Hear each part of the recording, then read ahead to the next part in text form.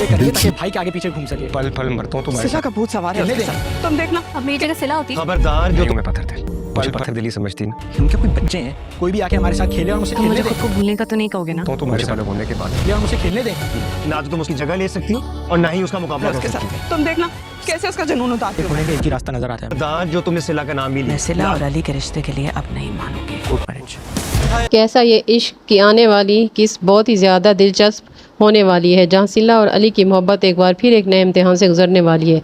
सिला अस्पताल से डिस्चार्ज होकर घर वापस आ जाती है और सबसे पहले अली को फ़ोन करती है। सिला अली से कहती है कि अब तुम मुझे खुद से दूर होने का तो नहीं कहोगे, जिस पर अली अपने दिल की बात सिला के सामने रख देता है। अली कहता है कि तुमने शायद मुझे पत्थर दिल समझ लिया है, लेकिन मैं पत्थर दिल नहीं हूँ। मुझे भी दुख होता है जब मैं तुमसे अलग होता हूँ तो पल पल तड़पता हूँ। मैं भी तुम्हारे बगैर नहीं रह सकता। लेकिन दूसरी तरफ सारा और उसकी माँ का अली के घर आना जाना कुछ ज़्यादा ही बढ़ गया है। दोनों की कोशिश है किसी ना किसी तरह सारा और अली का रिश्ता तय हो जाए। इसी वजह से सारा हर वक्त अली के आसपास रहने की कोशिश करती है। ऐसे में ज़ारून सारा की इन हरकतों को समझ जाता है और उन सबसे कहता है कि मैं सब जानता हूँ, तुम ये सब कुछ क्यों कर रही हो। तुम सिर्फ इसलिए कि अली के करीब आने की कोशिश करी हो ताकि अपना नाम उसके साथ जोड़ सको। लेकिन हम इतने भी बेवकूफ़ नहीं हैं कि कोई हमारे साथ खेले और हमें पता ही ना चले। हम तुम्हें खेलने देंगे, लेकिन हमें सब कुछ मालूम है। दूसरी तरफ ज़ारून अली के ऑफिस पहुंचता है और उसे एक ऐसा मशवरा देता है जो शायद अली और सिला की पूरी ज़िंदगी बदल दे। ज़ारून कहता है कि मुझे आप दोनों के एक होने का कोई रास्ता नज़र नहीं आ रहा। अब सिर्फ एक ही रास्ता बचा है, आप सिला के साथ कोर्ट मैरिज कर लें, क्योंकि ना अम्मी इस रिश्ते के लिए मान रही हैं और ना ही नाना जान कभी इस रिश्ते के लिए राज़ी होंगे। इसलिए बेहतर यही है कि आप दोनों कोर्ट मैरिज कर लें।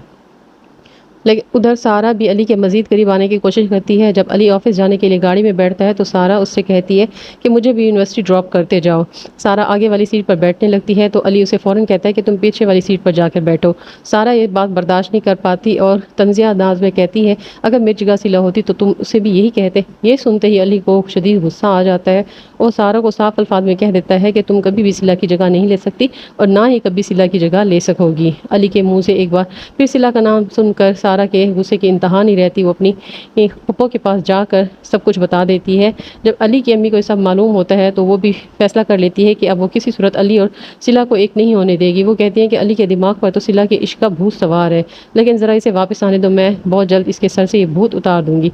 अब चाहे कुछ भी हो जाए, मैं अली और सिला को एक नहीं होने दूंगी, इस रिश्ते के लिए कभी राज़ी नहीं होंगी। अब सबसे बड़ा सवाल ये है कि अली वाकई सिला के साथ कोर्ट मैरिज करने का फैसला करेगा। क्या दोनों ख़ानदानों की मुखालफत के बावजूद अली और सिला एक हो पाएंगे? आपकी क्या राय है? कमेंट में ज़रूर बताएं।